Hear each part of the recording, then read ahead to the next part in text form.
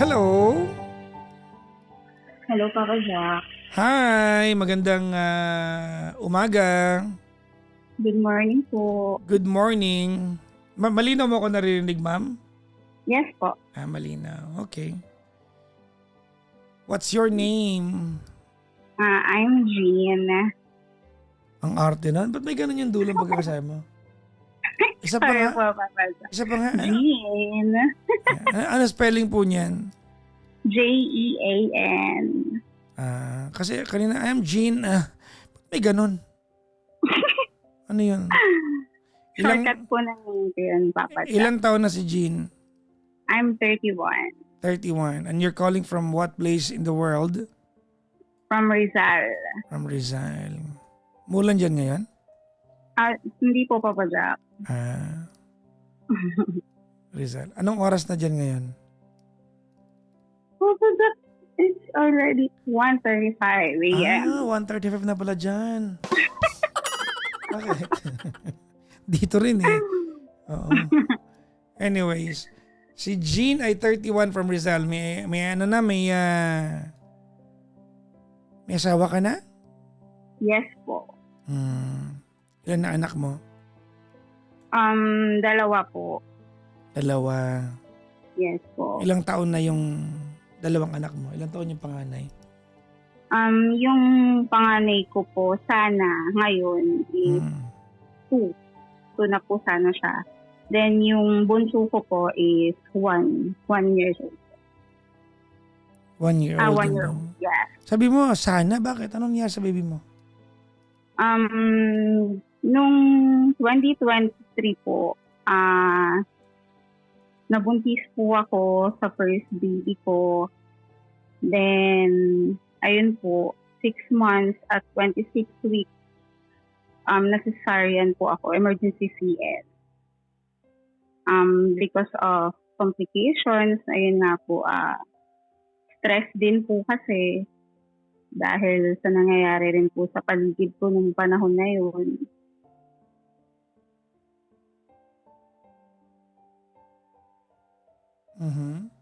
So you lost your first baby? Yes po. Pero Papa Jack, nung pinanganak ko po siya, nag-survive pa po siya ng 25 days sa NICU. Na-incubator pa po siya ng 25 days. So nakita mo pa siya? Nung 2023 po kasi hindi siya inaalaw sa NICU eh. Kasi sobrang sensitive po niya. As in, kasi wala pa po siya kasing 1 kilo nung pinanganak ko. 900 grams lang po siya. So, ni picture, hindi mo nakita?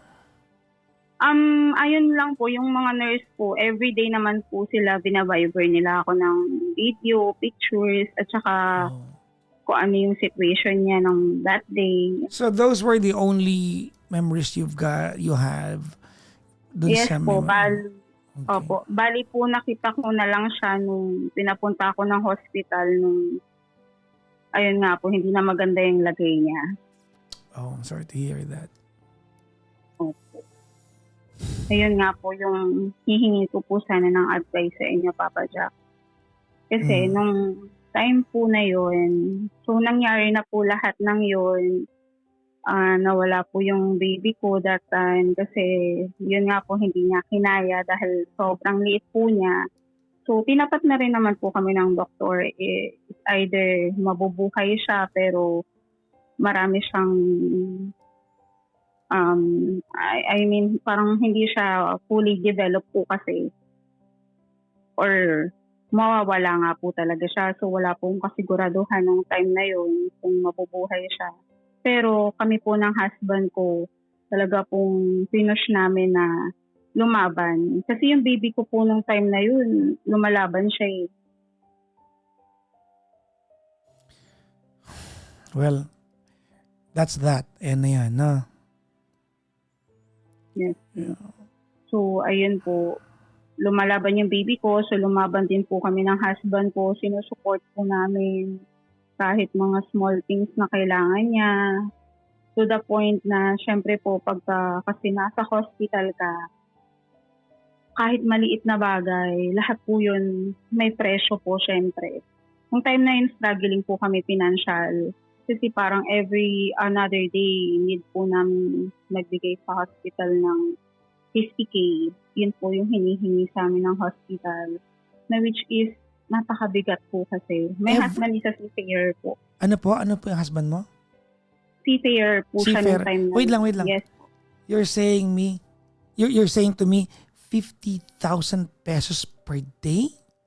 Every another day po. Okay. Yes. Ang laki rin nun, ha? Opo, yun po yung kailangan ng baby. So, nung time po na yun, sinabihan kami ng hospital, if hindi po namin siya mapoprovide every another day, ititigil po nila lahat ng gamutan sa baby or pati yung incubator niya, titigil yung oxygen niya, ilalabas siya sa incubator, walang ilalagay na gamot sa kanya or anything. So, nung time po na yun, may dumating pong araw na kulang po yung money namin ng husband ko. Parang nasa 30K lang po yung mapoprovide namin. Which is, nakiusap kami sa hospital. Tinanggap nila, pero nagulat po kami. Tinigil nila lahat. Tinanggalan ng oxygen yung baby, tinanggal sa incubator. So, nung time po na yun, wala kaming malapitan kundi yung family namin. So, yung sa side ko po, Papa Jack, talagang tulong po sila. As in, wala pong masasabi talagang sila yung napupusa. Pero Papa John, kasi mahirap din po kasi bunuin na 50K every another day. So, kailangan po namin humanap pa ng ibang tulong, which is yung sa side naman po ng husband. So, hindi ko naman po sa sinisilip, pero kasi nung time po na yun, talagang lahat na talaga gagawin mo. Kasi naranasan po namin na ilabas yung baby sa incubator, tanggalan ng oxygen, tanggalan ng gamot. So yung sa family po ng husband ko, ayun po yung kinasasama ng loob ko kasi nung hindi pa po ako buntis, sobrang support po sila sa amin, sa aming husband ko. Tapos nung time na ito na, may financial problem na, doon na po parang kaso ganito, kaso ganyan, kasi bakit pa kasi nag-decide na ilagay yung baby sa incubator. Parang ganun po yung inaano sa akin family ng husband ko. Then, eto na po. Wala po sila talagang natulong nung time na yon, as in, wala. Tapos, hindi na po namin kinulit. So, kami na po humanap ng husband ko kung saan po kami makakahiram. Ang dami po namin nahiraman. Kasi, Papa Jack, hindi po biro yung naging total bill ng anak ko. Umabot po kami sa 25 days ng 1.2M. My God, ang laki nun. Opo, Papa Jack. So kami po, nung husband ko, wala kaming panghihinayang dun sa pera na yon para po sa baby. Tapos, nung time na nawala na, ito po Papa Jack, nung nawala na po yung baby ko, syempre po kasi hindi malalabas ang baby sa hospital nang hindi mo po isi-settle yung balance. So, ito po Papa Jack, pumunta po dun yung family ng asawa ko, na which is nung nawala yung baby ko, dun sila talaga nagparamdam na pupunta kami dyan. Dun ko naramdaman yung support nila. Pero nung time na binubuhay namin yung baby ko, wala talaga. Kahit kamusta, ipag-pray, wala. As in, wala. Hanggang hindi kami magpaparamdam. Kahit sa husband mo, wala silang paramdam? Wala po, Papa Jack. As in, wala. Na yung husband ko, kasi nung time po na yon, bakasyon po kasi siya. So, wala po talagang kita. Ako po kasi nung time na yun, wala akong work. Yung husband ko rin, bakasyon, ilang buwan, walang work. So, wala pong income. So, ang sumusuport lang po sa amin ng time na yun is yung mother ko. Na yung mother ko rin naman, wala rin siyang work. Kumbaga, parang nabibigyan lang siya dun sa work ng papa ko na nawala. Kasi parang naging kasosyo siya dun sa naiwang work ng papa ko. Pero hindi rin po kasi ganun kalaki yun. Kasi may kapatid pa rin po ako. So, hindi naman po ako yung priority ng mother ko nung time na yun. Nag-aaral pa rin po yung kapatid ko. So, eto na po, Papa Jack. Nung umuwi, yun po, nawala na po yung anak ko noon. So, napunta po dun yung pamilya ng husband ko na hindi ko mamalayan. Parang gusto ko pa yata nilang mag-thank you ako sa kanila. Kasi nagdatingan po talaga sila doon. Mother niya, father niya, then yung mga kapatid niya. at sinabi niya sa amin na, o ano nang gagawin. Yung parang, ano sila, full force pa sila na nandun. Pero nung time na binubuhay ko yung anak ko, wala akong maramdaman sa kanila. Parang inaantay po nilang mawala yung baby ko that time. Tapos, nung nandun na po sila, so, sila na po, kasi nung time po na yun, wala na po ako naisip nun eh. Basta nasa isip ko na yung baby ko. So, nung sinisettle na po nila, ang tinanong po ng kapatid ng husband ko kung magkano pa yung balance. So, parang meron pa po kaming balance that time ng nasa 800K. So, ang ginawa ng kapatid po ng husband ko, ang binayal lang po. Kasi sabi naman po ng hospital, any amount para lang po mailabas yung baby. So, nagbigay siya ng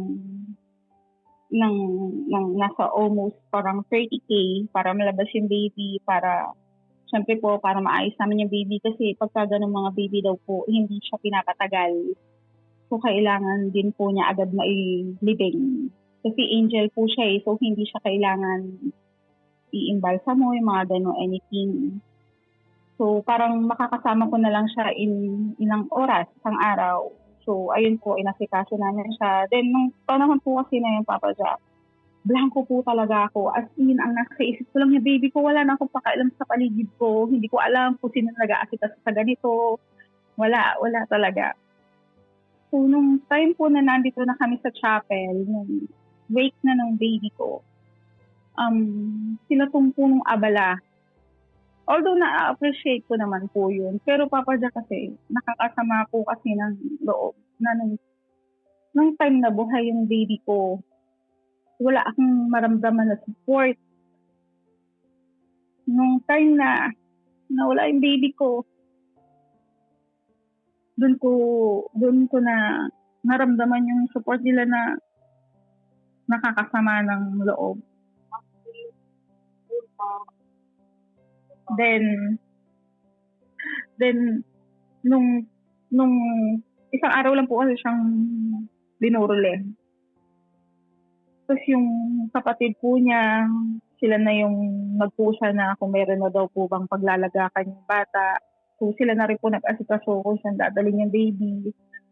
After that po, Papa Jack, lahat po pala yun nang itinulong nila sa amin simula nung kinuha nila yung baby sa hospital hanggang sa burol, hanggang dun sa paglalagakan ng baby. Lahat po pala yun, Papa Jack, is nakalista. Nakalista siya as a utang. Na pati yung paghuhukay dun sa sementeryo na akala ko po sila na pong bahala. Lahat po pala yun nakalista. So, nabaon na naman po kami, Papa Jack. Parang umabot po ng almost 400K yung naging utang namin sa family niya. Nung time po na yun, Papa Jack, nung time na yun, okay lang. Sige po, kung utang po namin, syempre po, baby ko po yun eh. Pero hindi po maaalis sa dibdib ko na nawalan na ako ng baby. Tapos ganun pa yung trato nila. Kasi Papa Jack, nung college po kami ng husband ko, gustong-gusto po nila ako, as in, college pa lang po kami. Kasi po yung husband ko before, may pagka-rebelde. Na gala dito, gala dyan, tigil ng pag-aaral, balik ng pag-aaral. Tapos nung naging kami po, parang ako po kasi yung nag-convince sa kanya na mag-aral ka, magpakatino ka, kasi hindi naman pwedeng magsisettle tayo in the future ng ako lang yung maayos, ikaw ganito ka, ganyan ka. So, ayun po, nag-aral siya. So, kumbaga, yung buhay niya, kumbaga, parang ako po yung nagpatino sa kanya. So, kaya po natuwa sa akin yung magulang niya. Kasi simula po nung naging kami ng anak niya, tumino po anak niya, nag-aral, nakapagtapos po yung anak niya, hanggang sa nakapagbarko po yung anak niya. So, So, nung ito na po, simula nung nakapagbarko na po yung asawa ko, dyan na po nagkaroon ng mga issue na baka daw po nasa akin ako daw po yung pinapadalhan. Tapos po, although kasi sila naman po, meron naman po silang allotment sa husband ko kasi naman po, hindi naman po kami kasal ng asawa ko, nung asawa ko that time. So sila po talaga yung alati ng husband ko. So, nung time po na yon, sila po yung pinapadalhan. Pero naisip pa rin po sila na parang ako yung nasa akin yung pera that time. Pero nung time po na yung Papa Jack. Hello? Hello, Papa Jack? Nakikinig po ako sa'yo, ma'am. Narinig mo ako? Hello? Hello? Jean? Yan, can you hear me? We'll try to get her. Narinig naman natin lahat so it's okay. We'll try to get her back on the line. There's some, yan. Hello? Apo. Ayan, di ba narinig ko naman lahat, ma'am? Apo, ayun nga po. Nung time po na nakapagbaro ko na siya, alapin niya yung magulang niya. Ang iniisip ko ng magulang niya, nasa akin po yung money niya. So which is wala po, Papa Jack. Kasi unang-una po, hindi naman po sa amin issue ng husband ko naman yung pera. Kasi po, Papa Jack, hindi naman po sa may naman po kami, kahit papaano, may pera naman po kami. Kasi po yung papa ko nung time po na yun ay contractor. Okay. So nung time po na yun, Papa Jack, hindi sa akin issue yung pera. Hindi ako nang hihingi sa kanya or anything. Pero sa magulang niya, sa family niya, issue po yun na parang obligasyon ng husband ko. Dahil na po ang katwiran po nila ng tanin, hindi po kasi ako nangingialam So nakikinig lang po ako sa kanila kasi nga po nagkakaroon sila ng tampuhan ng boyfriend ko. So nakikinig ako sa boyfriend ko nung time na yun, nakikinig din po ako sa kanila. Gumigit na po ako sa kanila nung time na yun. Nasa kanila po kasi issue yun. Ang gusto po kasi ng magulang niya that time, sa pagkakasabi po nila sa akin, dahil nga po hindi pa kami kasal, sa kanila po lahat ng kinikita ng husband ko, no, which is, hindi ko naman po madiktahan yung husband kasi sa kanya yun Hindi naman po ako yung maghihirap sa pera na yun, no, which is yung husband ko, yung boyfriend ko that time, ang sinasabi niya, ako magdedesisyon sa pera ko. Magbibigay ako kung ano yung dapat ibigay, pero hindi dapat lahat ibigay. Parang ganun po kasi syempre may pangarap din naman siya, gusto niya makapag-ipon, ganyan. So, ayun po. Doon po nagsimula yon na parang nung simula po nung nagbarko yung husband ko, pinag-isipan na po ako ng magulang niya na nasa akin daw po yung ATM niya, money niya. Nalaman ko pong lahat ng yon nang dahil din po sa asawa po ng kapatid ng husband ko. Kasi yung kapatid ko ng husband ko is himan din po. So, So, nung time po na yun, nakikwento niya sa akin. Pero tahimik lang po ako. Ayoko po kasi ng issue. Ayoko magsalita. Ayoko po makigulo sa kanila pagdating sa pera. Basta andito ako sa bahay namin. Nananahimik ako dito. Nakikinig ako sa kwento ng boyfriend ko, nakikinig din po ako sa kwento nila, pero wala po akong kinakampihan sa kanila that time kasi nung panahon na yon, pinagagalitan ko rin naman yung husband ko na pakinggan mo yung mother mo, pakinggan mo yung family mo, baka kasi meron silang sinasabing ganito na hindi mo lang naiintindihan. Pero Papa Jack, nung time po kasi na yun, kailangan ko rin naman din po pakinggan yung sinasabi ng boyfriend ko na may pangarap daw po siya, gusto niya makaipon, ayaw niyang masiro. Kumbaga hindi po kasi siya magbabarko para panghabang buhay magbarko. Gusto niyang mag-ipon kasi ayaw niya magtagal sa barko. So, no time po na yun, Papa Jack, decision mo yan. Hanggat wala naman akong nakikitang napapariwara ka or napupunta ko saan-saan yung pinagpapaguran mo, go lang. So, ayun po, taon na lumipas, kinasal kami. 7 years po kami ng boyfriend, saka po kami nagpakasal. Pero bago po yun, yung family niya biglang ayaw. Ayaw pong magpakasal kami. Pero nung time po, nung college kami, gustong gusto ako.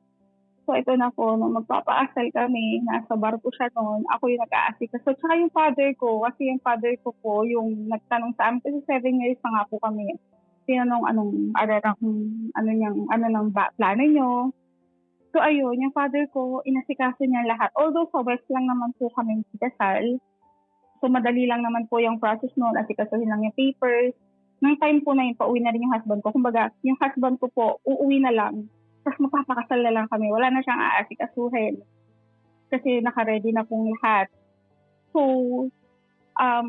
June 4, 2021, umuwi yung boyfriend ko that time.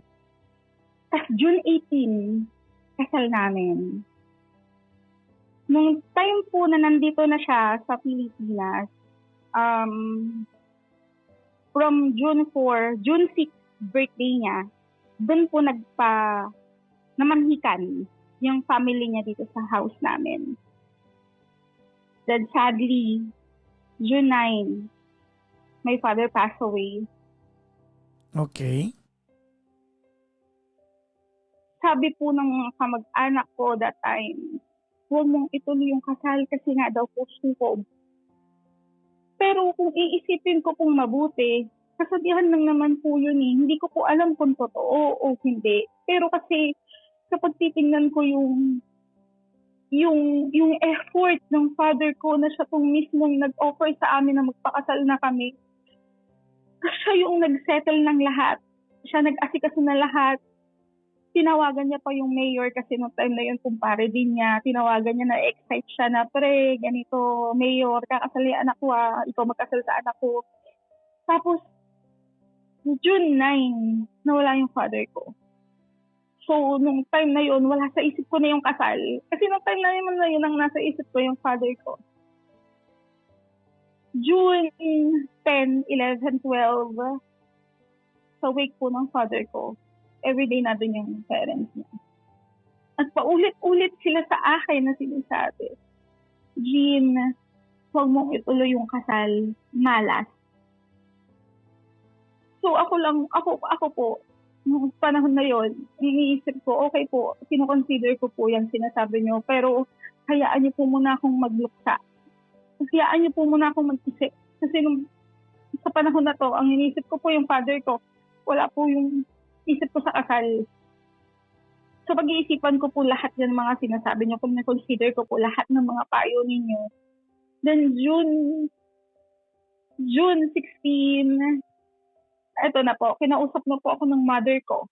Ano na Jean, tutuloy mo ba yung kasal? Kinausap po kami dalawa. Dito lang po yung sa bahay po namin sa side ko po.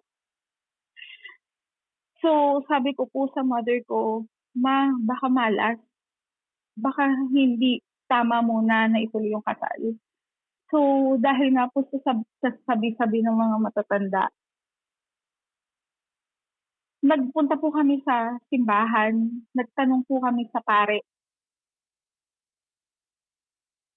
Okay.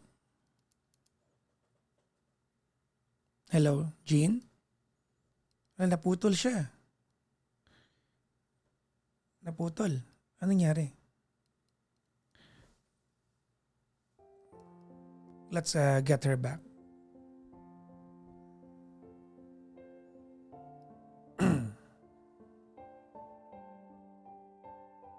Hello. Hello. Yan. Narinig ko naman po lahat. Nagpunta kayo sa pare. Ayan po, nagpunta po kami sa pare, sa simbahan. Nagtanong po kami kung masama po bang ituloy ang kasal kapag may kamamatay lang na kamag-anak. Isa lang po ang sinabi ni Father sa amin. Walang sinabi ang Panginoon na isasasama natin. Walang nakasulat sa Bible na bawal ka magpakasal pag mamatay lang ng kahit na sinong kamag-anak mo, father mo, mother mo, kapatid mo, anything. So kung ano yung nasa loob mo, yun yung gawin mo. Kung handa ka, gawin mo. Kung hindi ka pa handa, huwag mong ituloy. So, nung time po na yon, pag uwi namin, pinag-usapan po namin mabuti. Nung time po na yon, hindi ko na po kasi alam, itutuloy ko ba o hindi. Yung mother ko, ang sabi niya para daw po sa kanya, ituloy ko daw po kasi yun daw po yung gusto ng father ko. Every night, bago sila matulog, lagi daw pong excited yung papa kong nagsasabi sa kanya na, "Ma, punta tayong mall, bili tayo ng damit kasi malapit na yung kasal ng anak natin." Excited yung father ko. So para sa kanya, gusto niya, ituloy ko. Kasi yun yung huling gusto ng father ko bago siya mawala. So yung husband ko, tinanong ko, tutuloy ba natin to? Ako kasi gusto ko na parang natatakot ako. Natatakot ako sa mga kasabihan ng mga matatanda.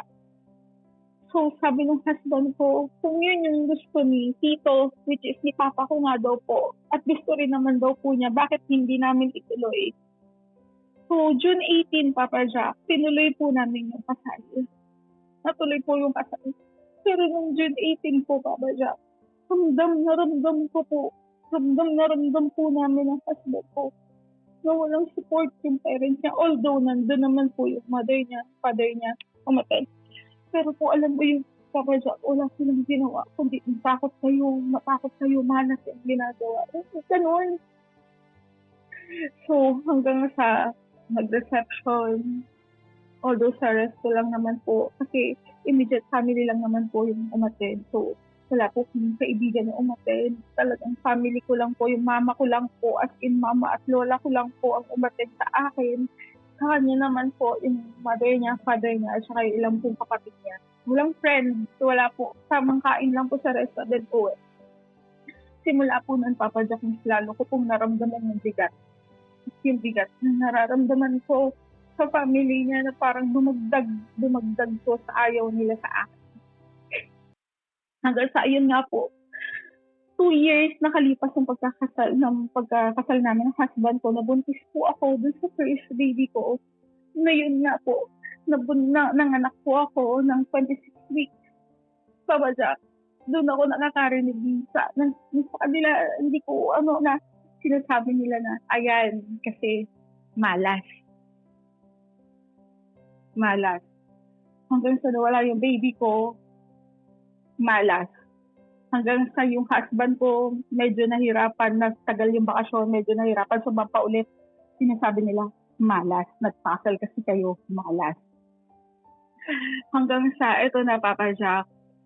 So, wala lang ng baby ko. Yung nung time na nilabas sa hospital yung baby ko, binurol. Akala ko po, Papa Jack, ayun na po yung tulong nila. Kasi nga po sila nga po yung nag-settle, ganyan po. Yun po pala, Papa Jack, ang hindi ko alam. Lahat po pala yun nakalista. Sa utang. No, which is okay. Sige po. Sige, syempre baby po namin yun eh. Pero kung iisipin mo, Papa Jack, nung time na yun, kasi yung isip ko po nasa baby ko. Wala yung baby ko. Pero bigla nila akong babanggitin na, maglalabas ako utang to. Lilit ako. Napapatingin na lang po ako sa kanila.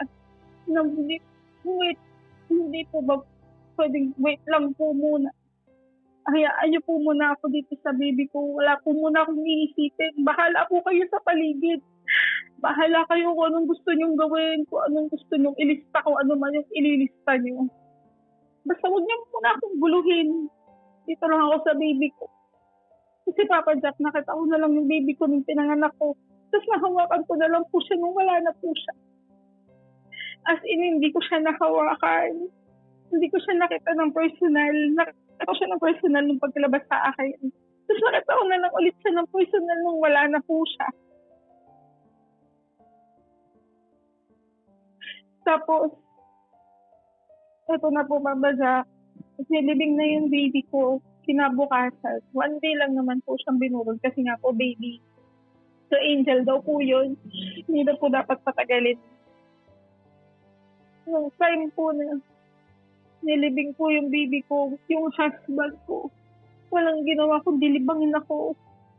Kasi nga po, Papa Jack, wala akong ginawa kundi umiyak. Hindi ako makatulog. Although, Papa Jack, ang sakit sa akin at hindi ko nakasama yung anak ko. Pero yung kasi yung pakiramdam, kahit hindi mo siya nakasama ng matagal, ng personal talaga. Iba po kasi talaga yung pakiramdam na mawala ng anak. So, nung time po na yun, Papa Jack, everyday, iyak lang ako ng iyak. Ang ginawa ng husband ko, although nalulungkot din naman siya, pero nilibang niya ako. Nilalaboy niya ako, tara punta tayo sa ganito, gala tayo sa ganyan.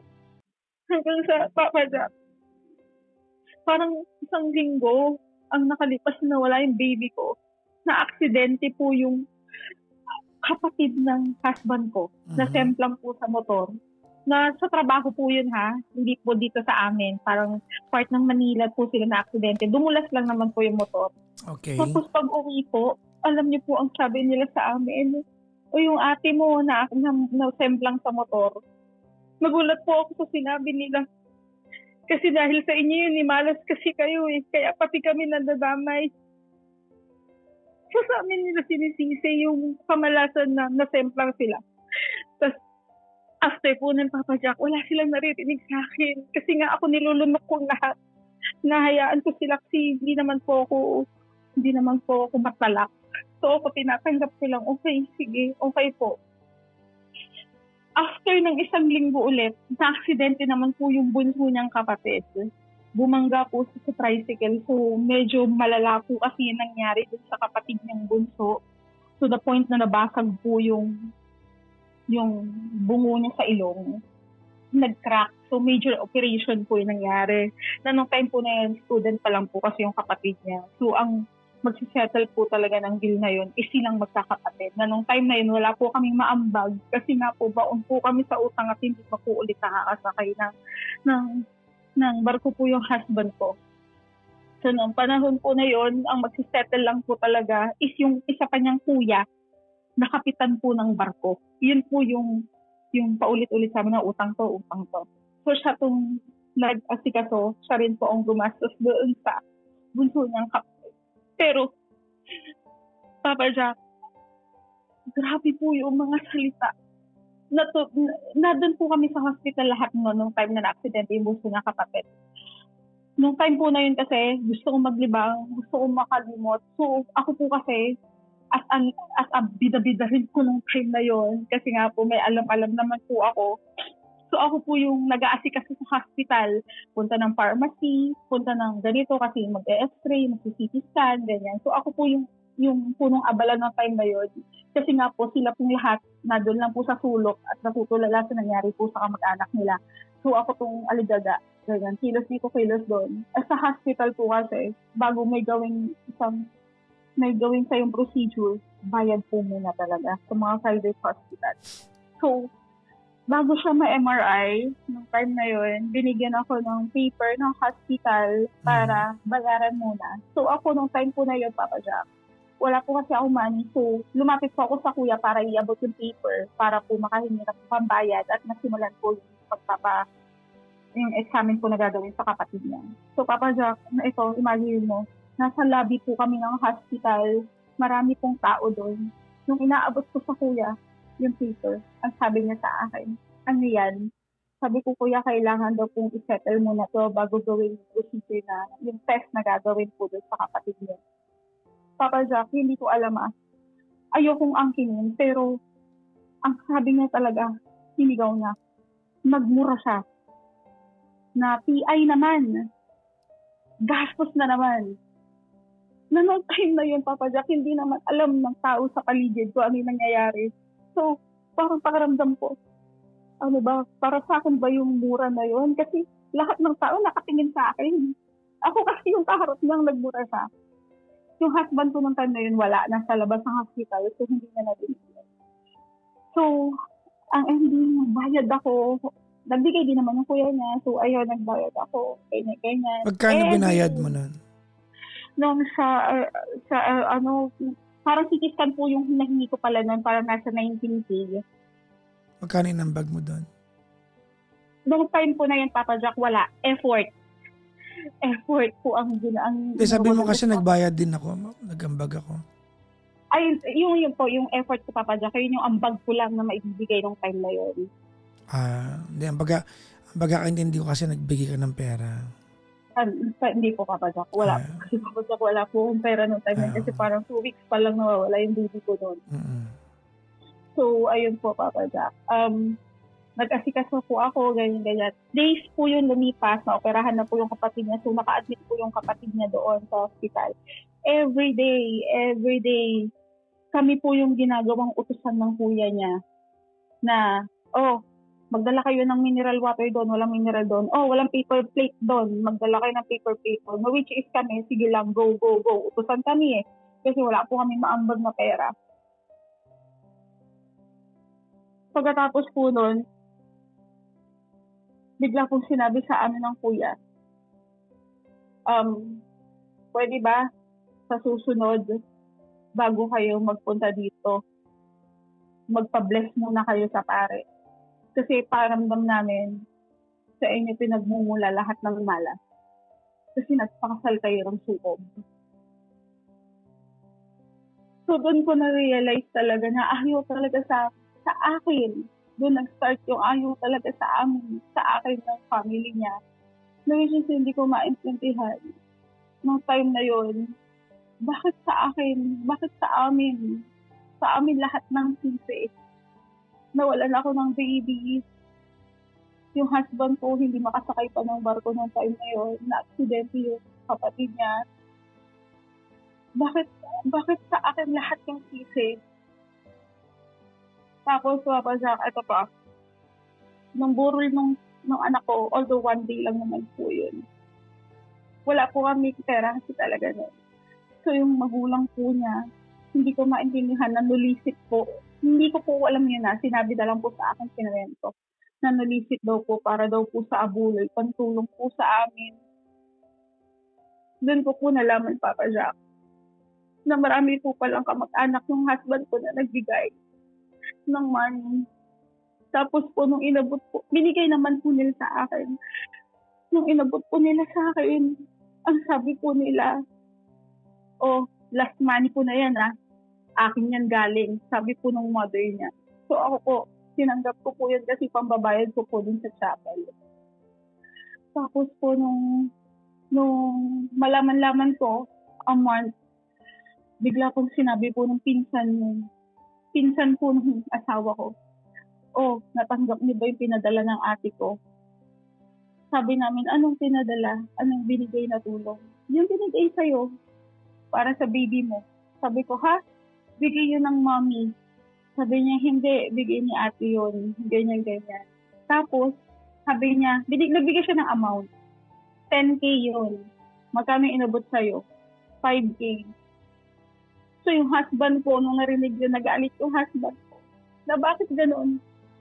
Bakit yung para sa batang tulong na sanang inilagay namin sa chapel para sa kanya? Bakit parang ibinulsa pa ng family niya?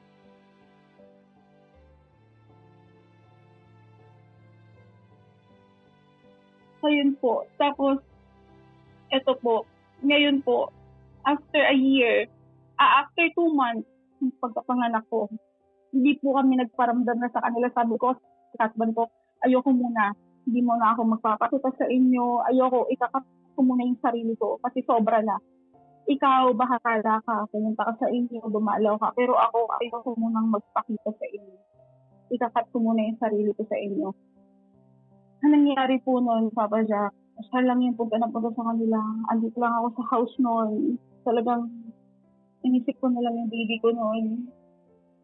After 2 months po ang anak ako, nagpa-check up po ako noon. Tuloy-tuloy pa naman po yung check up po sa OB ko. Doon po nalaman, Papa Jack, na after 2 months, nabuntis po ulit ako. Yun na po yung sa second baby ko. So which is, eto na po siya ngayon. Nandito po siya ngayon sa tabi ko. Eto na po. Sa second baby ko, Papa Jack, akala ko magbabago ang lahat. Akala ko magiging okay ang lahat. Pero sa second baby ko, Papa Jack, hindi pa nila alam na buntis ako sa second baby. Sinabihan po ako ng mother niya, Jean, huwag ka munang magbubuntis hanggat hindi kayo bayad ng utang sa kuya mo. Huwag ka munang magbubuntis hanggat hindi ka nakakabayad ng utang mo. Ay, nung time ko na yun, pagkas buntis na po pala ako nung hindi ko alam. Tapos, hanggang sa lumalaki po yung tiyan ko noon, yung husband ko nakapagbarko na po ulit. Habang sa barko po siya, sabi ko sa husband ko, ayoko malaman muna nila na buntis ako. So, tinago ko po, Papa Jack, na buntis ako. Tinago ko po yung pagbubuntis ko sa side nila. Hanggang sa nag-8 months ako buntis, hindi po nila ako kinakamusta. Nila Jean, kumusta ka? Wala. So, nung 8 months na yon, sabi ko po sa husband ko, nung time po na yun on board siya, sabi ko, magpapakita ako sa bunso mo. Kasi yung bunso niya pong kapatid, close ko po yun. Tapos po, sabi ko po, hindi ako makatiis. Sabi ko, makikipagkita ako sa bunso mong kapatid bago ako manganak. Kasi yun po, naaanan ko po ng secret yun eh. So, nung nagpakita ko sa kanya, nagulat siya, buntis ako. Hanggang sa, ayun, nag-usap kami na hindi na yan ate, wala na yun, ganyan-ganyan. Hanggang sa, sige, para lang din sa ikaluluwag na rin ang loob ko, magpapakita na ako sa inyo. Sasabihin ko na rin na buntis ako bago ako manganak. So, yun nga, Papa Jack. 8 months, magna 9 months, doon nila nalaman na buntis ako. Hanggang sa nanganak po ako. Nung nanganak ako, wala rin po sila sa tabi ko. Hindi dumalaw sa hospital para makita yung apo nila. Hindi po sila nagpunta. Nanganak po ako on my own. Walang ibang kasama. Kundi, ayun na, yung mother ko. Yun lang po. 2 lang kami sa hospital. Nanganak ako. Na kahit alam po na nanganak ako, nakakonfine ako, hindi po sila pumunta para sa baby. Pumunta po sila para makita yung bata after a month. Doon po lang po sila dumalaw dito. Tapos, until now, Papa Jack, 1-year-old na yung baby ko, yung bunso ko ngayon, nakasama ko dito sa bahay. Ramdam na ramdam ko pa rin yung boundary sa amin between ng magulang niya at sa akin. Tapos, pati yung baby ko, ganun din po isang nararamdaman ko, na parang ayaw po nila sa baby ko. Although, kapag po nakikita nila, nagsasama-sama po kami, sinakarga nila, nilalaro nila. Pero, Papa Jack, iba po kasi yung turing nila sa baby ko. Kaysa dun po sa iba nilang apo. Tapos, Papa Jack, until now po kasi, 2 years na nakalipas nung nanganak ako dun sa una ko. Until now, nagbabayad kami ng utang ng husband ko dahil po dun sa hospital na nagamit ko before sa una kong panganganak. Until now po nagbabayad kami kasi po ang usapan po namin na kada on board siya, doon po kami makakapagtulog. Ito po, Papa Jack. Currently, ngayon, nasa barko yung husband ko, magwa 1 month pa lang siya. Yung kuya niya, sinasabihan na kami na, yung utang nyo ha, nakalista. Magkano pa lang yung nauhulong nyo? Magbayad kayo. Although, responsibilidad po namin na magbayad. Pero wait lang po muna.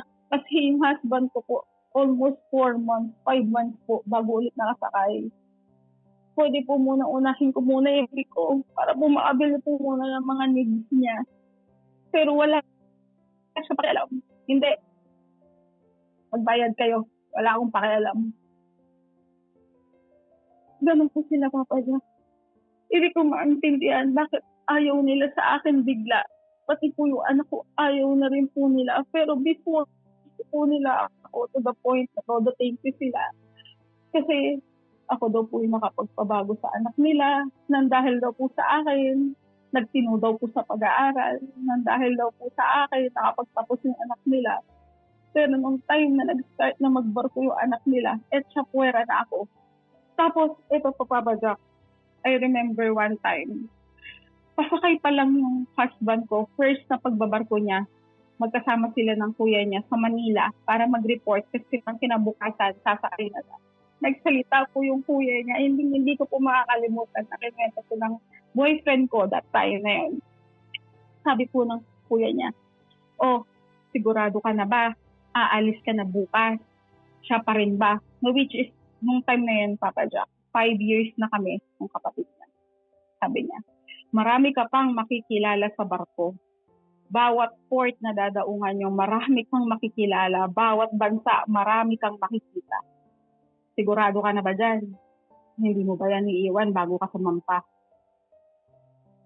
Marami kang magiging pera. Pero, itong husband ko, noong time na yon, sinabihan niya na hindi. Seryoso ako dito sa girlfriend ko. Na which is naramdaman ko naman na seryoso talaga siya kasi kinuwento niya pa sa akin. Although sasama yung loob ko, alam niya sasama loob ko, pero kinuwento pa rin niya sa akin. Kaya yun, hindi ko makalimutan. Pero pagkaharap ko yung kuya niya, grabe. Oh, kain na kayo. Minsan ganun siya kasi hindi mo rin maintindihan din kasi minsan okay sila, minsan hindi. Pagkaharap mo sila, okay ka, okay sila sa'yo. Pero pag nakatalikod ka at yung husband ko na ang kasama lang nila, hindi ako kasama, doon na nakakarinig lang. Sigurado ka ba dyan kasi, ganyan kasi, ganyan kasi. Magpakasal ka kasi dyan. Hindi ka na rin maintindihan kasi, Papa Jack. Wala silang bukang bibig sa akin. Kumbaga parang binansagan nila akong malas sa buhay nila. Ako yung pinakamalaking malas na nangyari sa buhay nila. No, which is, Papa Jack, kasi ang paniniwala ko, once na paulit-ulit ka ng malas, yun kasi yung kakapit sa'yo eh. Dapat think positive ka lang eh. Pero sila, wala silang ginawa kundi binansagan nila ako yung malaking malas. Pero Papa Jack, pag once na magkakasama kami, wala akong ginagawa kundi asikasuhin sila. Ganun po kasi ako eh. Sabihin man nila na plastic, pero kasi ginagalang ko pa rin sila eh. Hindi ko kayang magtaray, hindi ko kayang magsalbahe. Basta pag nandyan sila, kung anong kailangan nila, ibinibigay ko po sa kanila. May pagkatanga rin po kasi ako eh. Sabi nga po ng mga ibang friends ko, kung ako yan, baka cut na talaga. Pero ako po kasi hindi eh. Although masama rin po naman yung loob ko sa nangyayari. Pero po kasi kahit anong gawin ko, magulang pa rin po kasi ng husband ko yun eh. Mother niya pa rin yun. Kahit pagbalik-balik pa rin ko yung mundo, nanay pa rin niya po yun. At wala akong magagawa doon.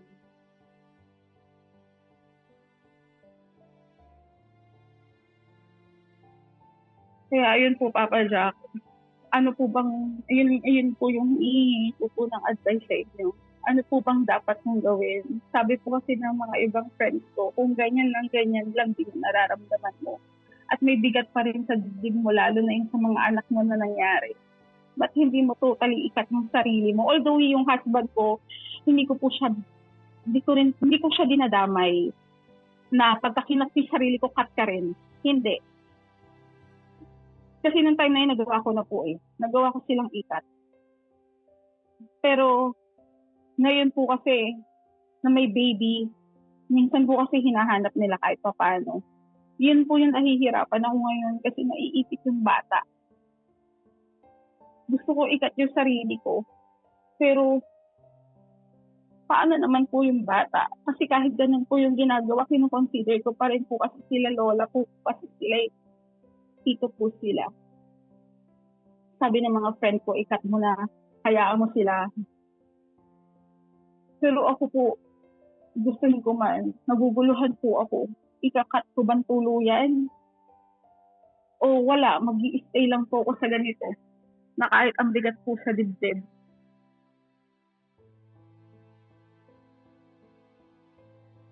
Are you asking me or you're telling me about your friends?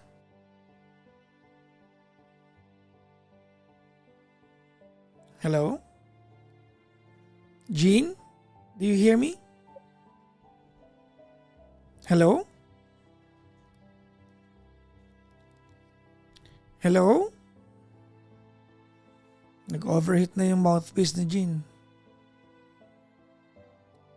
We'll get her back. Narinig naman natin lahat.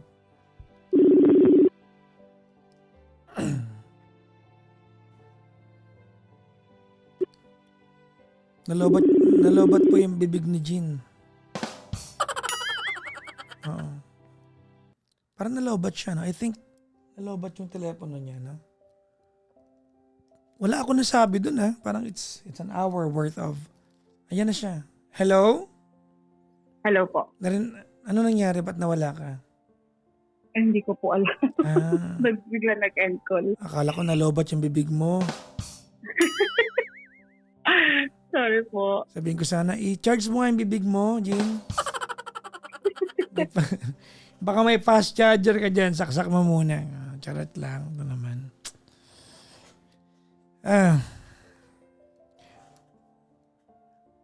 Bakit tayo magkausap? Ayun nga po, Papa Jack. Kasi nalilito ako kasi may part ng side ko na gusto kong gusto ko ulit ilayo yung sarili ko. Narinig ko na ilayo yan yung kanina. anak ko. Narinig ko na yan kanina. You Opo. practically have repeated several parts of your story, minimum of 3 to 5 times. But I know that there's grief, there's so much grief in your heart. I allowed you. But I have a pretty good idea of what's going on. But I want to know exactly why do you want this conversation with me? Kasi Papa Jack, gusto ko nang malinaw na maglilinaw sa utak ko na enough na. Kasi yung husband ko, hindi ko po siya makausap. Ano ang tanong mo? Ma'am, I don't need you to squander away from the question. You've told me the story already. Tinatanong lang po kita, ano po ang tanong mo? Kung ikakat ko na po talaga. Eh di cut mo. So paano naman, Papa Jack, yung bata? Eh di wag mo ikat. No, I'm serious. There's nothing funny there. But more than your question, let's talk about things, no? And I made some serious pointers, no? If the question is, masama ba ang ugali ng pamilya niya sa'yo? Well, arguably you can say yes. Tama, mali? Yes po.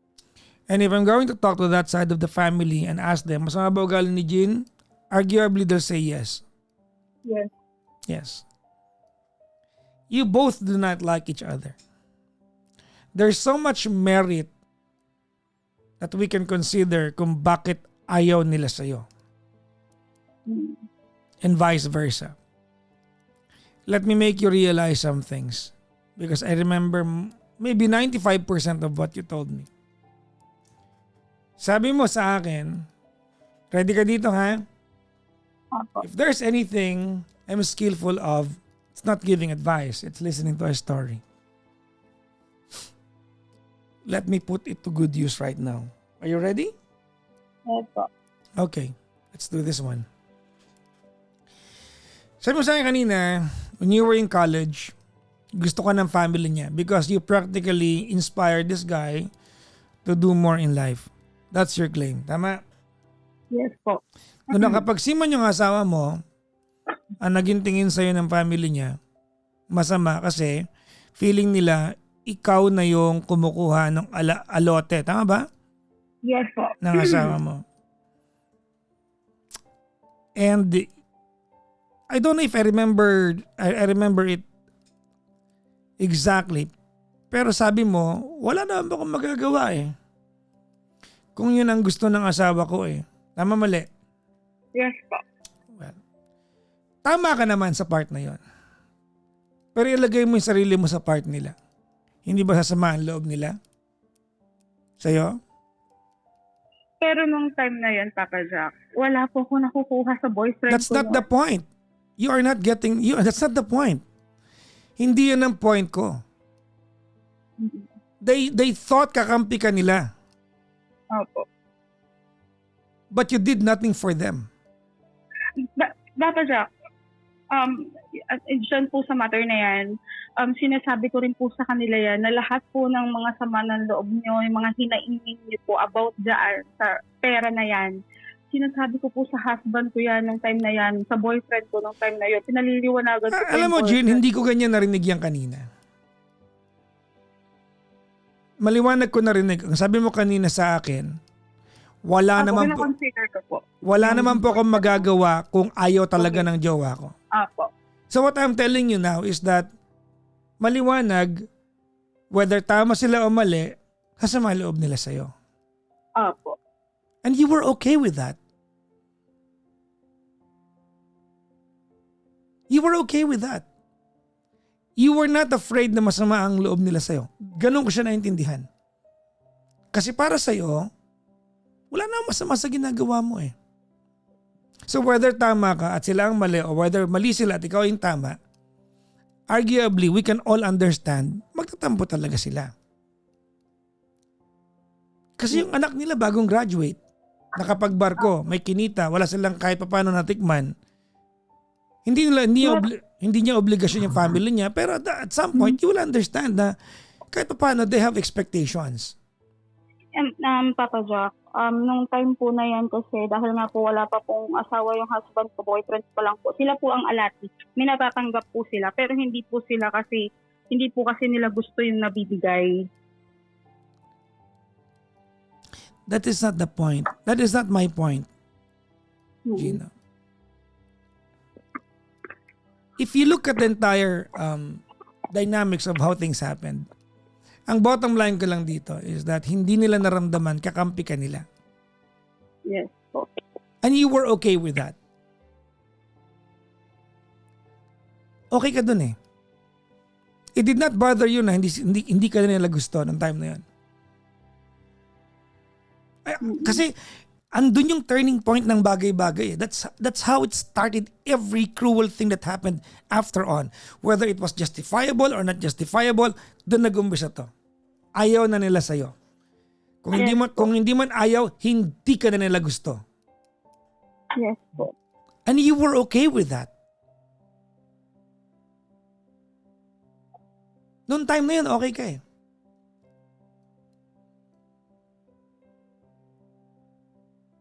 Noong time na yun. You were completely fine that they do not like you. There was no need for you na maging kakampi sila.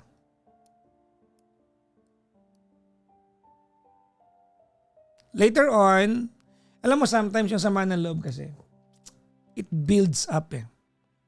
Pag meron ka ng punlang sama ng loob o meron na silang punlang sama ng loob sa iyo, whether may magawa kang tama o mali, madadagdagan na lang yun. Kasi may pinanggagalingan na sila eh. They don't like you anymore. Kontrabida ka na sa tingin nila. Now, that's the start of everything. Fast forward tayo. Nagdalang tao ka, tama? Yes. Ano na una? Nagdalang tao ka o nagpakasal ka? Nagpakasal po muna. Okay. Nagpakasal ka. Before kayo naplano na ang kasal, before matuloy ang kasal, you lost your father. Yes po. Okay. You lost your father in the same month that you are supposed to be married. Yes po. Tama, di ba? You were respecting your father's view on things. You were trying to honor your father. Yes po. By being symbolic. Ito ang gusto ni Papa, tuloy ko yung kasal. Well, karapatan mo yan. Ikaw naman yung kakasal eh. Tama? Yes po. But they were also being symbolic of their beliefs. Hindi kasi po pwedeng mas importante yung belief mo sa belief nila. Hindi ko sinasabing dapat nasunod sila. That's not my point. Ang point ko, sa usapan natin, there was no room for you to understand where they're coming from. Wala sa'yo. There is no any way that you gave consideration sa kanila. Kontrabida ang tingin mo sa kanila. I'm just saying, naiintindihan kita. If it was symbolic for you to give the final wishes of your father para makita ka to walk down the aisle, binigyan naman kayo ng blessing ng pare na magpakasal kayo, hindi naman bawal yan. By all means, congratulations, you got married. Tama? Yes po. Matanong nga kita, at any point, total in-honor mo naman yung father mo sa part na to, may your father, na may he rest in peace, na in-honor mo yung father mo sa part na to. Naturally, you disappointed the other party, tama? Yes po. Okay. Did you at any point talk to them to explain where you're coming from? Yes po, nag-explain po ako sa kanila, pati po yung pagpunta ko po sa pare, lahat po yun, kinwento ko sa kanila. Mm-hmm. Pero may belief pa rin po kasi talaga sila pinaninindigan na malas daw po talaga yun. I don't know kung tama o mali sila. But that's their belief. Just like you are. May belief Yes ka. So, anything na sa belief nila, alam mo, ang belief kasi deep-rooted yan eh. We are not in a position to tell them they are wrong or they are right. Paniniwala nila yan. Opo. Tama? If Yes at po. any point they connect all the unfortunate events that will occur in the future dahil doon, then, can we blame them? We cannot blame them. Pero sumasama loob mo, you got what you want, pero pag nagre-react sila, dahil hindi sila nasunod, galit ka sa kanila. Bad trip ka. But you got what you want. You don't know the word compromise. Alam mo, nadudurog yung puso ko because I know, I'm sorry, I do not know. But I understand that it's painful that you lost your firstborn child. Yes po. The last thing I want to do is to talk to you the way I'm talking to you right now. But who knows? This may only be the chance na makakausap kita. I'd rather be honest sa iyo. You got what you want. Tama? Yes po. Fast forward. Bad trip na. Latag to ha. Bad trip na sila sa'yo noon. Tama, mali? Opo. Yes po. Okay. You got married. You got pregnant. Tama? Yes po. Na hospital ka. Gusto mo silang naandun sa panahon na may kailangan. Ito yun eh. You have certain level. Again, I'm sorry. It breaks my heart that it went down the way it happened. But you want them, you have certain expectations from them to be there for you when you needed them. But you made no effort para maging kakampi mo sila.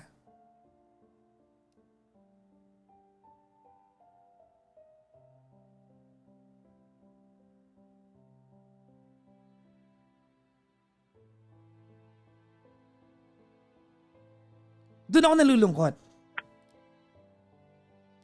Alam mo ba pag pinapakinggan ko yung kwento mo, they try eh. They're trying their best to be in your universe. They were there nung namatayan ka ng anak, tama? Yes po. Pero wala ka sinabi maganda rito tungkol sa kanila. Hinanapan mo na mali yun. So ano yun? Damn if you do, damn if you don't. So pag di sila pumunta, may masasabi ka. Pag nagpunta sila, kinulang pa rin para sa'yo. Or baka mamaya sobrang lungkot lang ng puso mo noon. That's why you expect more from them. Hindi kaya Kasi ganun? Papa Jack, nakarinig po kasi ako sa kanila noon, nung time na yun, na bakit nyo kasi binubuhay pa yung bata. That's very offensive. Yes po. Yeah, Kaya po of doon course. po nagsimula But- yung bigat ng puso Yeah, I know. ko. Pero hindi mo ba naisip na baka mamaya it's coming from a place of concern na let it go? Kasi kung i-connect ko yung mga kinwentong after nito, they are around your second baby. A matter of fact, yung anak mo nga ang dahilan kung bakit hindi mo sila makat-kat kasi naiintindihan mo gusto nila makita yung anak mo. So if I'm going to connect the two, mahal nila ang anak niyo mag-asawa. But you see it differently.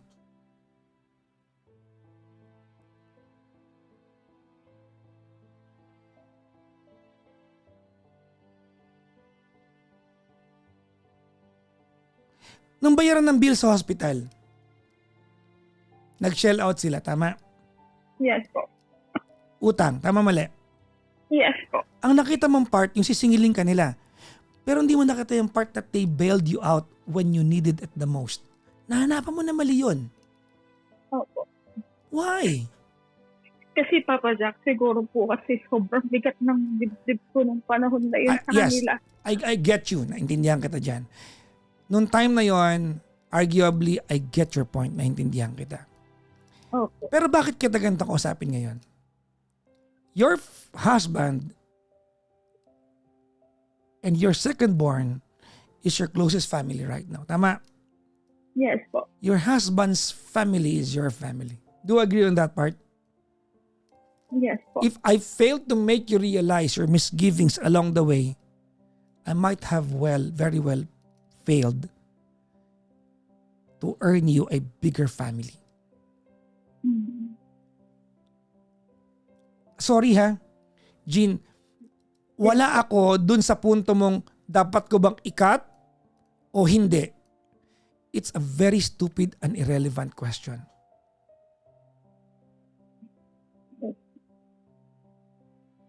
I will not mince my words sa iyo. I will not walk around eggshells and tiptoe around you para ingatan ko yung nararamdaman mo. Matapang ka. You went through losing a child. Matapang ka. Kaya mong marinig ang gusto kong sabihin sa'yo. Yes po.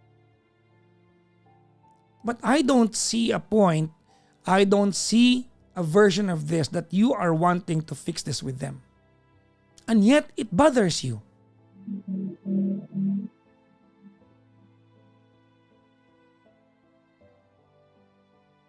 Look, ganito. Maybe they are, ano bang tawag doon? May tawag dito, Jin eh. Siguro sila yung tipo ng taong, well, if you put it in a better term, unfiltered, tama? Yes po. Ang sabi ng iba, lawlaw ang bibig. Maluwag ang panga. Opo. Diba? Yung kung magsalita, hindi nag-iingat. Ano may tawag yan? Ang tawag doon sa ganyang tao? Insensitive. Thank you for the term. Siguro generally they are insensitive in many cases. Tama, mali? Opo. Listen to your own story. They tried to be there. Tama, tactless sila. Yes. They tried to be around. Ay, siguro nga po, Papa Jack. Pero hindi mo siya ngayon ko po ma-appreciate. na-realize. Hindi mo siya ma-appreciate kasi may pinanggagalingan ka na. May pinanggagalingan na rin sila. Balikan natin yung kwento mo. Ay yung tanong mo sa akin. Dapat ko na po bang i-cut? What would that achieve you in the future?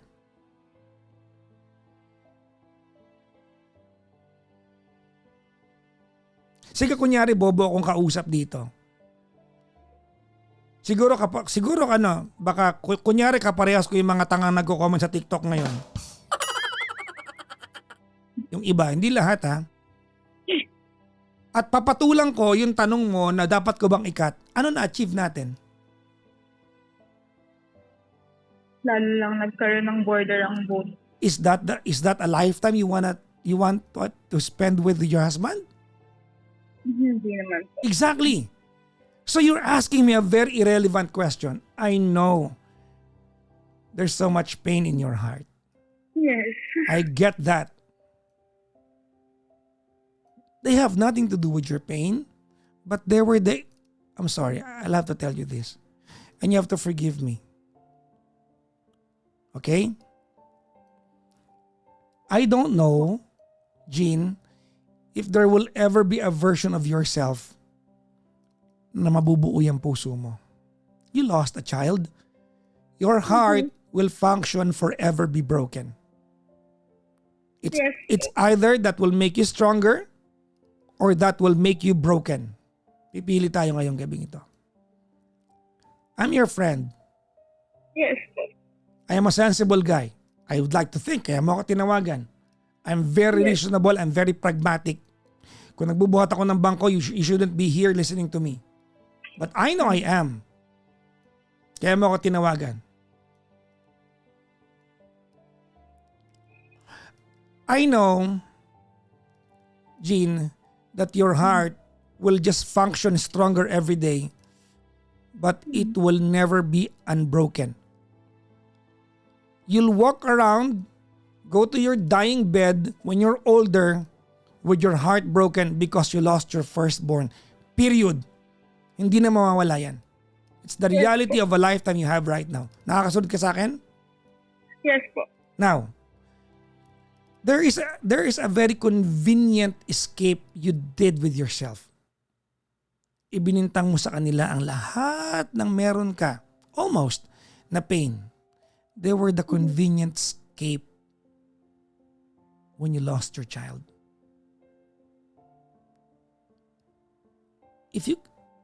They said many things that's painful.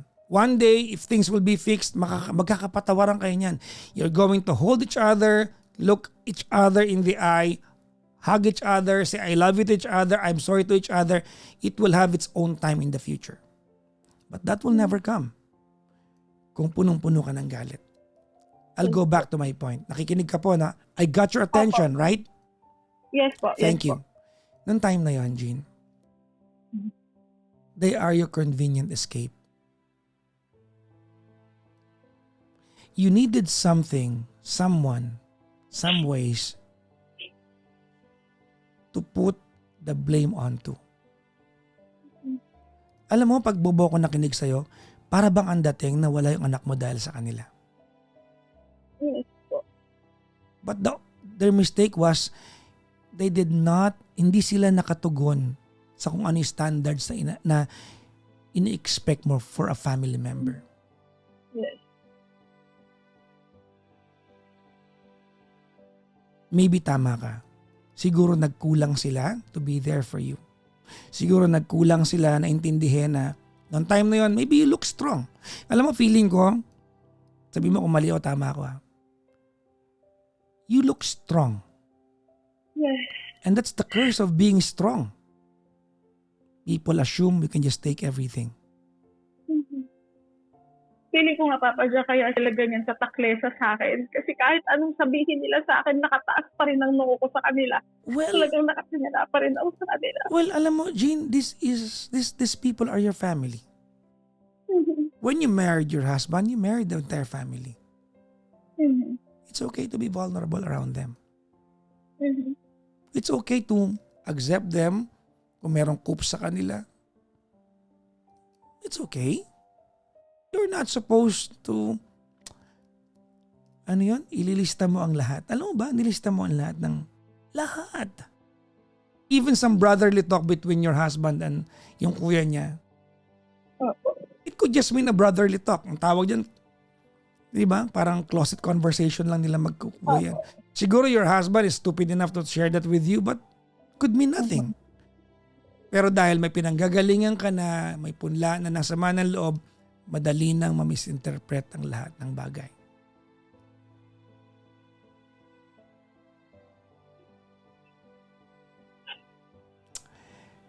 I could be wrong sa lahat ng sinasabi ko ngayon. I'm okay to be wrong, but I'd rather be wrong tonight and hope that this will be fixed kaysa maging tama ako and you lose them forever.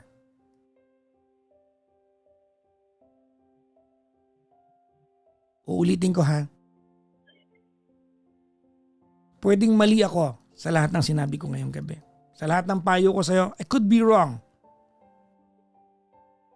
But I'd rather be wrong and you gain the entire family back. It will not happen overnight. Maybe some amount of time. Kaysa maging tama ako and you lose them forever.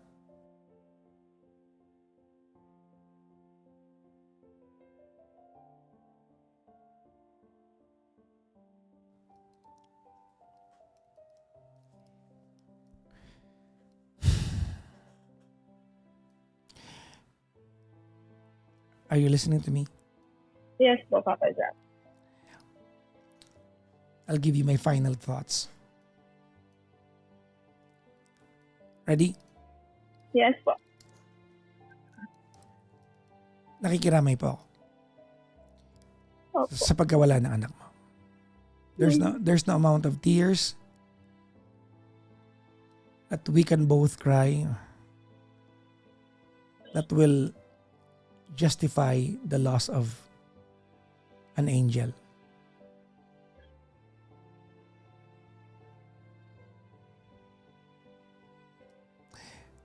The family of your husband,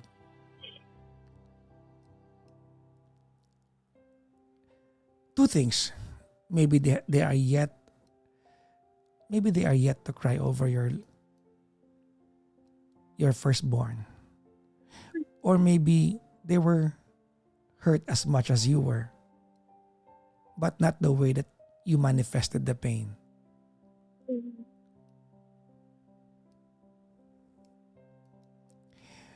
Alam mo Jean,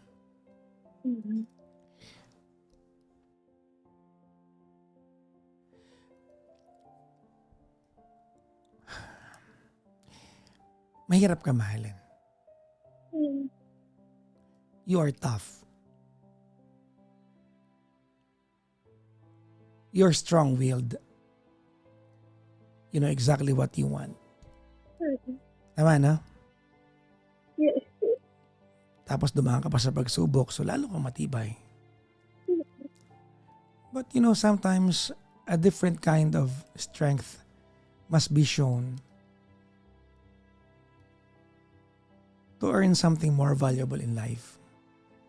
Like, halimbawa, forgiveness.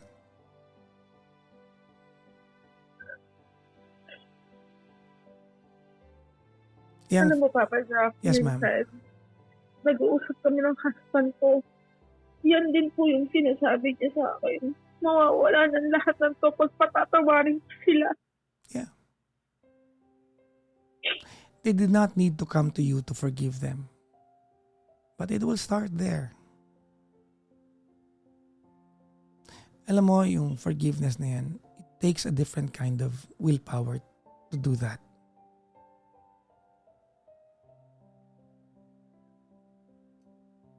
You don't even have to announce to them. Di mo kailangan i-announce sa kanila yan eh. You just have to do it for yourself.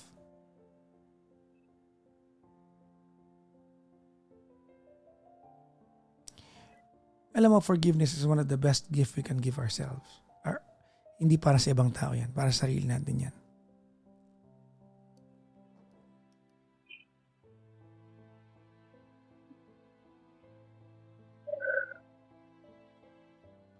When you called me tonight, when you told me your kilometric story, ang haba ng kwento mo eh. At ang ending nito ay, ang tanong mo lang naman ay kung ikakat mo sila o hindi. You were lying to yourself. Because deep in your heart, that's not what you want. Maybe until now you wonder, how did it go so wrong? Them from liking you so much na parang alienated ka na sa kanila na. There's always a way. And hopefully, along the way, patatawarin mo ako dito, ha? Opo. Pero magiging honest ako sa'yo, ha? Yes po, Papa Jack. Hopefully, one day, matutunan mo from them kung bakit unanimously parang ayaw nila sa'yo. One entire family. Meron yan. Sinadya mo o hindi, meron silang inayawan sa'yo. Whatever that is, I hope you discover that. And you learn from it. Whether you ask for forgiveness or not, sa bagay na sinadya mo o hindi, gawin mo na lang regalo sa sarili mo na malaman yon. Look, I have no intention other than gumaan ang nararamdaman mo. You have been walking around for a couple of years now with yung emptiness of losing your firstborn. Dagdag pa ng sama ng loob mo sa kanila. Alam mo, Jean, yung sama ng loob mo sa kanila, feeling ko large part of it unwarranted na yun eh.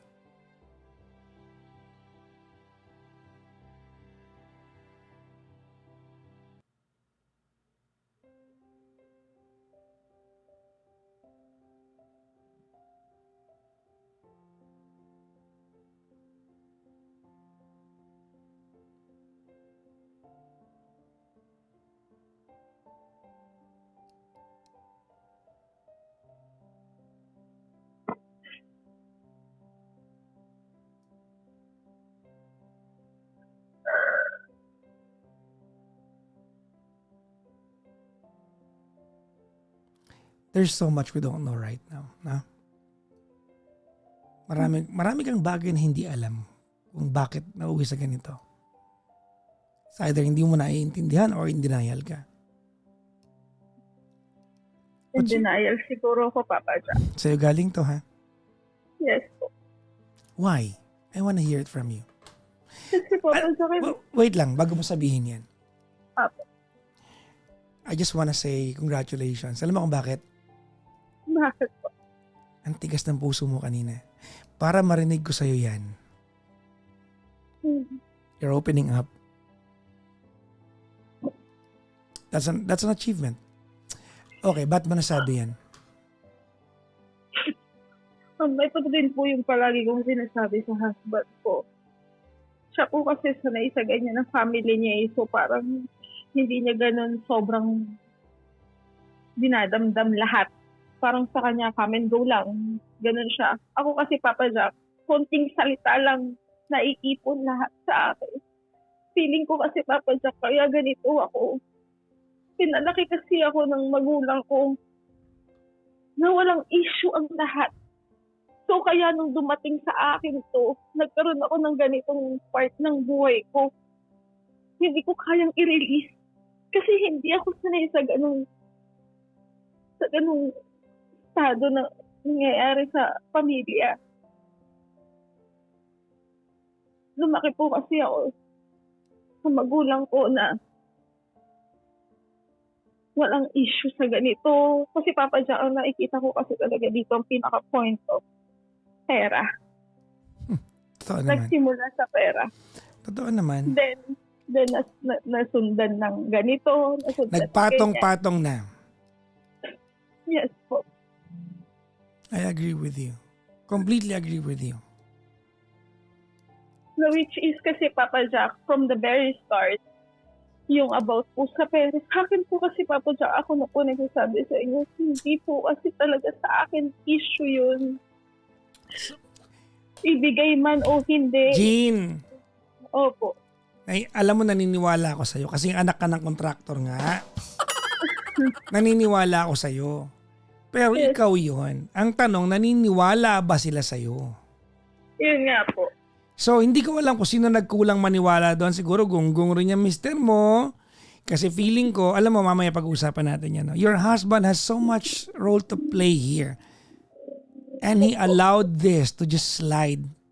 And you took much of the blame.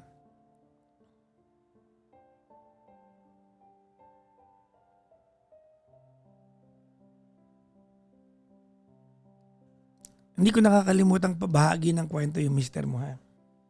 Yes po.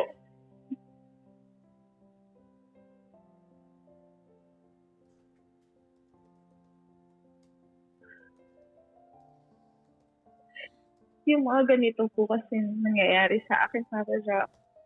Ino-open ko po lahat to sa husband ko. Na yung husband ko, nag-iintay ko sa kanya na may gawin siya kasi ganito ako. Pero kasi, Papa Jack, wala rin ako kasi makuha sa kanya. Okay, let's talk about that bago tayo magtapos. Ready? Yes po. One of two things is happening here. Your husband is an incompetent husband sa part na yan, or naniniwala siyang hindi ka pa ready.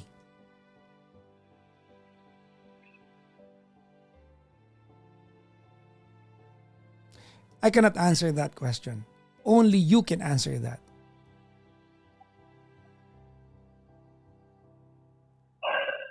So sagutin mo ako. Alin sa dalawa yan? Is he an incompetent family to them? Or maybe he believes that you are not ready yet? I'm not ready yet, Papa Jack. Okay. Then you have an assignment from me. Mhm. Tell him you're ready. At I believe you are not ready. Alam mo kung paano ko nasabi? Mhm. Kanina, sabi mo sa akin, alam mo, talent ko to makinig eh. Sabi mo sa akin kanina, kinakarga naman po nila yung anak ko. Pero iba po talaga yung trato nila sa anak ko. Alam mo, naisip ko, paano kayang iba? Mhm. O baka mamaya, you give negative meanings to everything na lang. Kasi nga may pinanggagalingan na. Yun eh. Kasi parang, kinarga nga, tapos iba yung tingin. Pero madali kasi mag-cherry pick ng mga bagay na pwedeng masamain natin pag may sama na tayo ng loob to begin with. Baka nga po, Papa Jack, kaya ganun yung nakikita ko kasi may sama nga po ako ng loob. Kaya bawat maliit na bagay namamasama ako. So tama ako. So we can both agree that you are also a part of the problem. Hmm. Look, you have no choice. This is your husband's family. Yes po. You and your husband talk about this and alam mo, men needs to be told. Tandaan mo to, ha? Apo. So tell him verbally, ready na ako. Help me.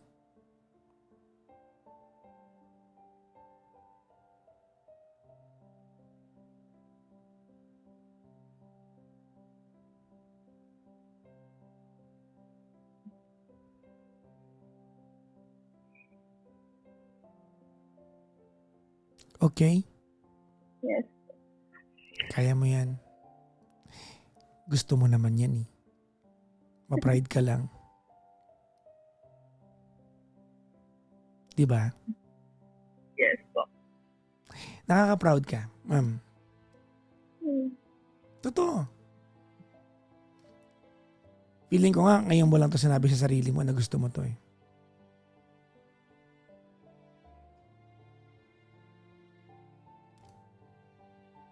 Na? Nakakagulat to, no? Baka nga bago sa'yo yung pakiramdam na to eh. Yes po. Most of the time po kasi, Papa Jack, pinaniwalaan ko yung sarili ko na sila lang yung may mali. Yeah. Pero ngayon po, na nakausap ko kayo, marami rin po pala akong nagawang mali. Mali in a sense na na-misinterpret mo na lahat ng bagay. Yes po. Well, kung mabalik kami kwento mo, wala ka namang sinabi, wala ka namang intensyong mali sa kanila.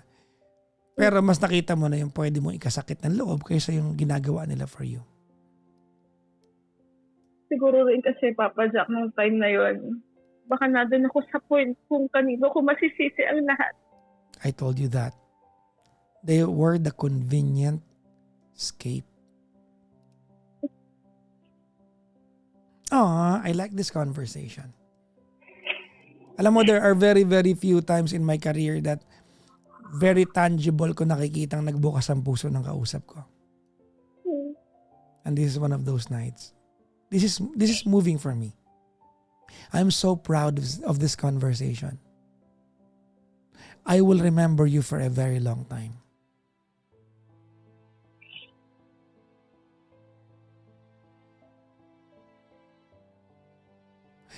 And I'm so proud of you. This is the first step. Alam mo, achieving something is just taking the first painful step. Tama, mali? Yes po. Tama po. This could possibly be the first painful step, right? Yes po. I like this conversation. I have learned a lot from you tonight. Hindi lang ikaw natuto sa akin, ako po natuto sa iyo.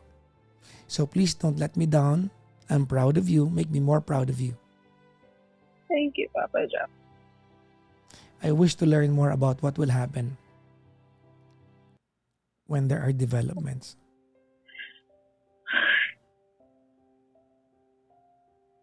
Ano, Papa Jack, taon ko na itong nasa dibdib ko eh. Pero nung nakausap ko kayo, doon ako naliwanagan ng lahat. Ah, Kasi most of the time, ang lagi kong iniisip, sila yung may mali at walang mali sa akin. baka nga. Kasi kung perfect ka, bakit di ka mag-Star Cinema?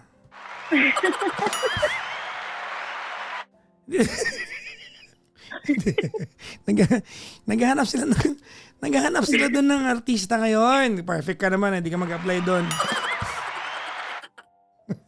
Pinapatawa lang kita. Oh. Try mo sumamalob sa akin. Dali. Try mo. Di ba? Hanapan mo rin ako ng mali. Dalian mo. Pero Papa Jack, just to clarify lang, hindi naman talaga ganito yung ugali ko. Sadyang namuulang talaga to nung nawalan kasi ako ng baby. You earned yourself an angel. You lost your baby, but you earned yourself and your second born a lifetime of having a guardian angel. Let's put it that way. So when some people ask you, ilan na anak mo? 2, isang angel.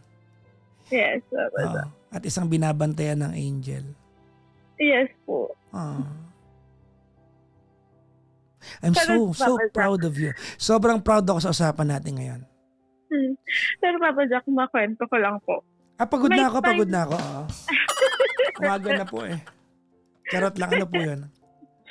May times din naman po kasi na pakiramdam ko nag-o-open din naman po yung love ko sa kanila. Kasi may times din naman, may sometimes din kasi ako eh. Alam Na ko. ako minsan, Alam ko, huwag ka mag-alaramdam ko yan. Walang umpisa. I mean, minsan po kasi kahit ganito kabigat yung dibdib ko, naiisip ko pa rin yung anak ko. Kaya minsan, dinadala ko siya doon na parang walang problema. Inilalapit ko siya sa mga lolo't lola niya. Na sinasantabi ko muna lahat ng issue ko sa buhay. Well, pwede naman next time wala na lang issue para maluwag na lang, no? Palagay mo. Yes po, lahat na po nung nakausap ko po ngayon. Kayo ngayon. Thank you very much. I'm so proud of us having this conversation. Well, I would love to hear from you soon. Tell me things. I just want to prepare you. This will not happen overnight. Okay? This will be a continuous work in progress. Okay po? Yes po. Ay, nako, may makagkwento na naman ako bukas sa husband ko. Nagugulat siya sa iba na naman yung mood ko. Make him so proud of you.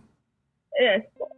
Kasi Papa Jack, bago tayo mag-usap kanina, kabababa ko lang din ang call sa kanya. Tinatanong ko rin sa kanya itong lahat. Pero, lagay lang niya sinasabi kanina, sabihin mo lahat ng nasa puso mo para ma-release mong lahat kung anong meron man sa'yo. Well, say hi to your husband. Yes po. Good morning po. Thank you very much for having me. Thank you, Papa To be a Jack. part of a possible solution. Thank you, Papa Jack. Bye-bye po, ma'am. Taon ko na to. Thank you, Papa Jack.